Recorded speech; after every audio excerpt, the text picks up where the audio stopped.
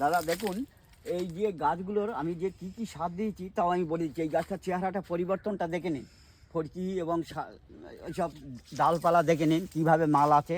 এই গাছেতে 5 কেজি সার এখান থেকে এই তোমার খোঁড়া হয়েছে, এবং খোল আছে 1 কেজি, 1 কেজি ফসফেট, 1 কেজি 10-26 আচ্ছা পটাশ আছে 1 কেজি, দিয়ে সব চাপা দেওয়া, দিয়ে এইসব ভুসি টুসি দিয়ে চাপা দেওয়া, এবং এই ছাঁচা দেওয়ার লাইন রয়েছে, এবং কালকেরই ছাঁচা দেওয়া হবে।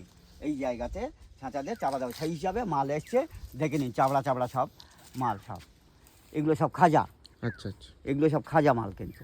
আর এই ঘাসগুলো কি না মারলে কি সার খেয়ে নেবে নাকি? হ্যাঁ, এই ঘাসগুলো সব মেরে দিতে আপনাদের সার দেখাচ্ছে, এইসব মাটির সব কালার, এইসব এইসব সার আছে, এইসব সব এর মধ্যে সব কাটতে নিয়ে সব মারতে। আচ্ছা, তারপরে 5 কেজির পরে কি কি সার দিয়েছিল? তারপরে ফের 10-26 ছড়িয়ে দেওয়া আছে। ছড়িয়ে দিয়ে কি খুশা আছে নাকি? না না, খুশিনিকো শেকড় কেটে যাবে, ছাঁচা খুঁজলে শেকড় কেটে যাবে বলে আমি খুশিনি, এবং ছাঁচা দেওয়া হবে, ছাঁচা দিয়েই সারটা ফেলা হয়।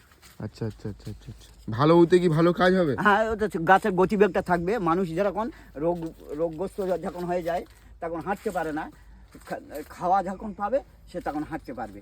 এদেরও তাই খাওয়া দিতে হবে, খাওয়া না দিলে হাঁটতে হবে। গাছের এইসব পাতা নাতা আসবে না সার কম থাকলে। আচ্ছা আচ্ছা।